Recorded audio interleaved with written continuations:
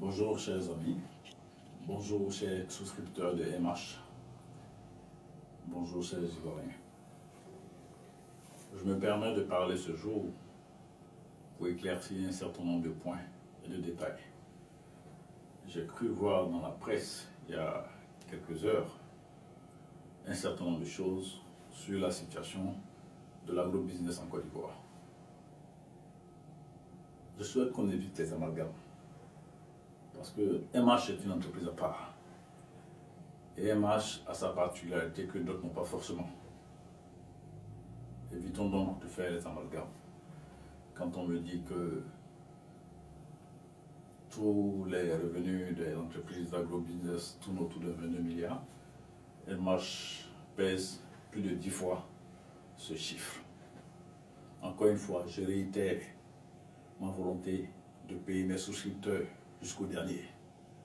Je souhaite tout simplement que ceux qui ont pris la décision de gérer nos comptes les libèrent et que nous puissions recommencer à travailler.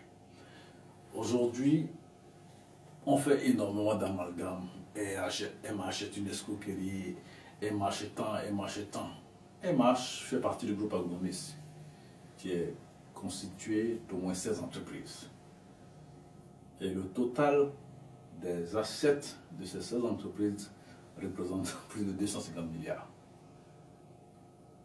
Vous n'avez pas créé MH, vous ne pouvez pas savoir comment faire pour récupérer cet argent. Donc ne vous mettez pas dans une affaire que vous ne maîtrisez pas. Aujourd'hui, cette situation crée des drames en Côte d'Ivoire, crée des drames à l'étranger. Des pères de famille se meurent, des pères de famille sont expulsés de leur maison, des gens perdent leur dignité parce qu'ils ont pris des engagements qu'ils espéraient pouvoir tenir avec les contrats avec MH. MH est dans l'agriculture, MH est dans le négoce, MH est dans le BTP, MH est encore dans beaucoup de choses. Aujourd'hui, j'ai peur de citer, j'ai peur de donner des pistes pour ne pas que, comme on dit à Abidjan, demain, nos amis de la police économique aillent tomber sur ces pistes-là. Aujourd'hui, ils sont en train de saisir tous les points qu'ils voient. C'est dommage, parce que ça ne règle aucun problème. Quand vous saisissez les comptes d'une entreprise qui fonctionne, cette entreprise, le personnel entre en chômage, cette entreprise ne peut pas payer ses factures, et cette entreprise ne peut pas faire ce qu'elle devait faire à MH pour que MH paye ses clients. Donc, écoutez, nous sommes dans un monde, j'espère, capitalistique, donc il faut créer de la richesse. Je pense qu'en réalité, on me reproche d'avoir permis aux petits sureurs de chaussures de pouvoir espérer, de pouvoir gagner de l'argent. Autant qu'aux ministres de la République, de pouvoir espérer, de pouvoir gagner de l'argent. Autant qu'aux soldats, de pouvoir espérer de gagner de l'argent. Autant qu'aux généraux, de pouvoir espérer de gagner de l'argent. Tous ces corps de métier ont profité des MH. Que ce soit les petits soldats, les petits policiers, le petit sureur de chaussures, les ministres de la République, des directeurs de société, des membres même du GTA. Au niveau du groupe de travail sur l'agrobusiness, je pense que si on calcule bien, il y a peut-être 2 ou 3 qui sont pas clients. Mais vous êtes client des MH, et vous le savez. Vous aurez dû avoir le courage de dire dès le départ, il y a des choses auxquelles il ne faut pas toucher. Le monsieur respecte ses engagements, aidons-le à avancer. Vous dites que vous m'avez convoqué, je ne suis pas venu.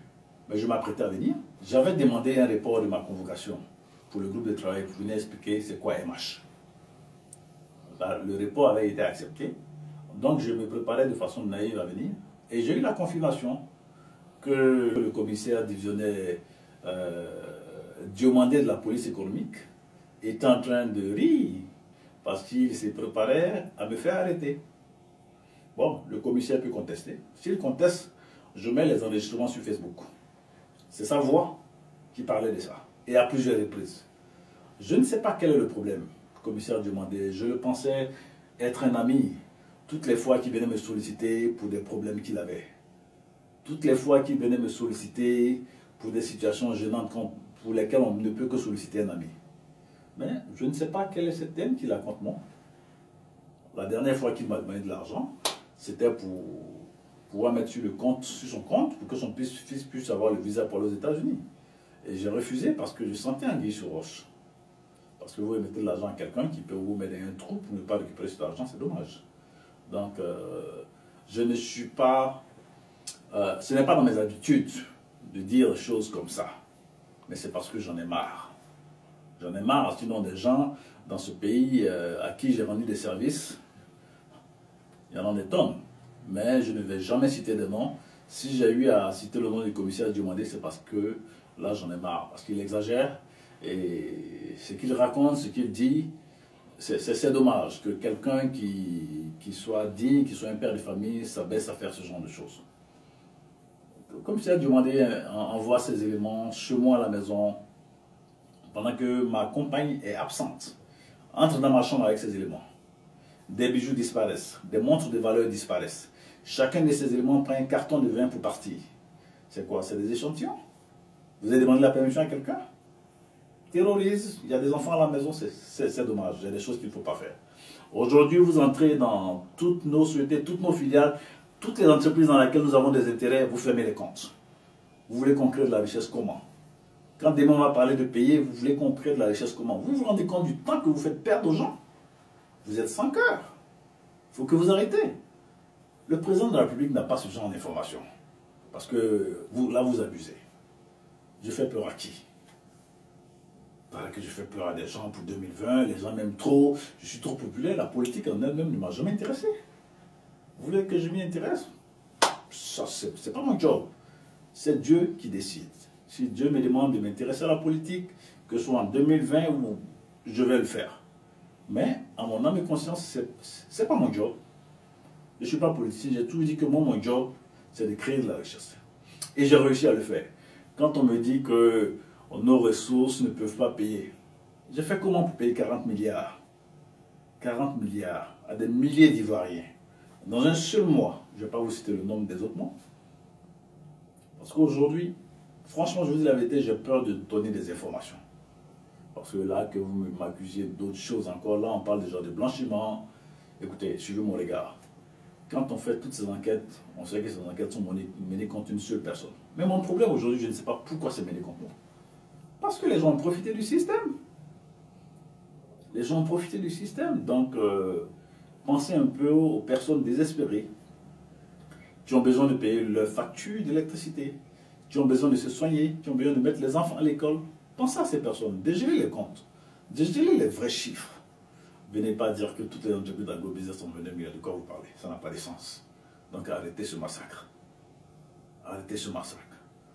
Et ce qui me sort de mes boules, c'est l'arrestation arbitraire, je dirais le kidnapping de mon petit frère, Marcel Yapi, brillant fiscaliste. Il a fait quoi? Marcel Yapi ne travaille pas à MH. Il ne travaille pas à Agromix.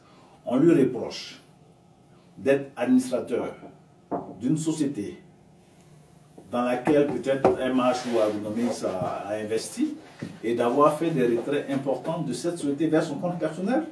Mais ce n'est pas votre argent. Agronomix, M. Yapi, est-il allé se plaindre pour dire que M. Yapi Marcel est en train de retirer de l'argent pour mettre sur son compte personnel? Ce n'est pas votre problème, ne créez pas le problème où il ne doit pas être. Vous avez ouvert la boîte de Pandore. Êtes-vous capable de la refermer? La Côte d'Ivoire a de nombreux fronts sociaux aujourd'hui. Pourquoi vous voulez créer un autre front social? Pourquoi, messieurs? C'est de l'ignorance ou c'est de la méchanceté? Je suis désolé, mais si vous le faites pour que je me taise, si vous le faites pour que je n'entre pas en politique, vous n'avez pas besoin de le faire. Moi, je fais déjà la politique. Je suis déjà le président de mes souscripteurs. Ils m'appellent tous président, pas peut-être parce que président va être PDG. Mais beaucoup de mes souscripteurs m'ont dit que pour eux, je représente un espoir pour la Côte d'Ivoire. Je ne l'ai jamais pris au sérieux. Ils me le répètent, je leur dis, chut, n'en parle plus. Parce que si on parle, ils vont nous casser. Ben, je pense que les mieux ayant des oreilles, des gens ont dû entendre que ce monsieur a énormément de sympathie autour de lui et que ça peut être dangereux pour certaines personnes. Donc, je souhaite qu'on joue bas la terre. Je souhaite qu'on se calme, qu'on arrête la poursuite, la chasse aux sorciers, ces histoires de mandat d'arrêt contre des gens qui créent de la richesse pour le pays, qui font avancer les choses, qui font vraiment avancer les choses. On n'a pas de plantations, on n'a pas tant, on n'a pas tant. Écoutez, le problème il est où? Vous tous qui avez monté cette cabale, d'abord, vous-même vous êtes souscripteur, vos proches sont souscripteurs. il n'y a pas une personne parmi vous concernée par cette affaire de MH qui n'a pas un proche ou une proche qui n'a pas bénéficié de ce que MH a fait. À plusieurs reprises, je suis allé vous rendre visite de façon personnelle à certaines autorités de ce pays. Vous vous reconnaîtrez? Je leur ai dit, on peut tout me reprocher. Mais on ne peut pas me reprocher de vouloir faire de la magouille. Parce que quelqu'un qui veut faire de la magouille, il ne paye pas en un mois 40 milliards. En un mois, je prends 40 milliards et puis je me casse. Donc, arrêtez de continuer d'énerver les gens. Parce que vous êtes en train d'avoir une patate trop chaude dans vos mains. Arrêtez. Arrêtez, s'il vous plaît. Dégeler les comptes. Libérez Marcel Yapi. On va s'asseoir pour discuter. Chers amis, chers parents, chers frères et sœurs, membres de la grande famille MH, gardez espoir. Je suis sûr que la situation va se résoudre. Je suis sûr que la situation va se résoudre. Qu'on ne prenne pas le président Houphouët-Boigny pour bête. Parce que le président Houphouët-Boigny a toujours dit la richesse de ce pays repose sur l'agriculture. Le président Houphouët-Boigny a toujours dit la richesse de ce pays repose sur l'agriculture. Si on demande que c'est faux, c'est qu'on veut dire que le président est bête.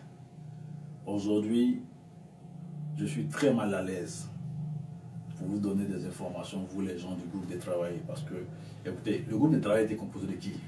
De banquiers et de personnalités de la CENTIF et de personnes de la police économique. D'abord, les banquiers sont complètement disqualifiés. Les banquiers, à plusieurs reprises, ont affirmé que notre système les dérange.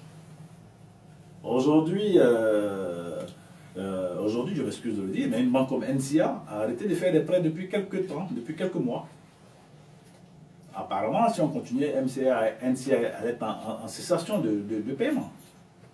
Et vous nous appelez et puis on s'assoit, on discute. Il y a des mois où on a fait passer 60 milliards sur vos comptes. On s'assoit, on discute. On pensait avoir des amis à NCA. Mais ça a été un couteau dans le dos, ça a été un poignard. Chers amis, il y a des choses qui ne se font pas.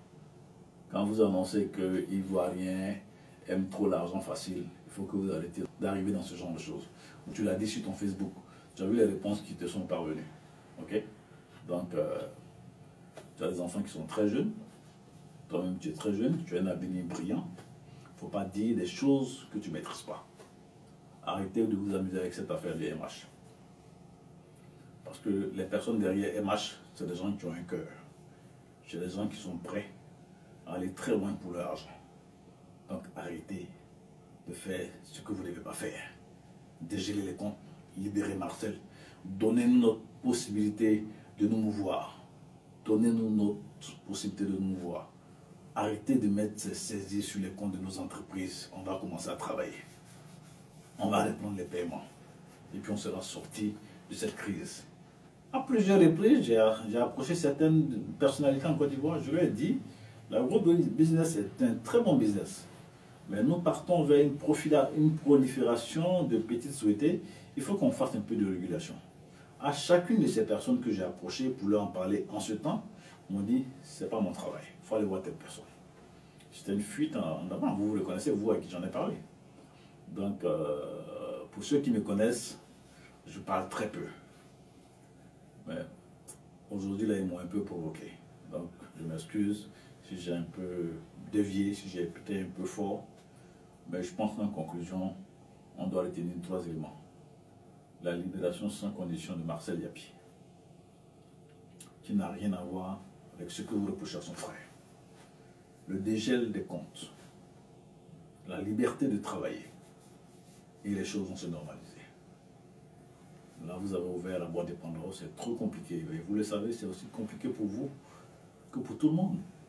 Vous n'auriez pas dû arriver à ça. Je vous remercie et j'espère qu'on se reverra très bientôt. Merci.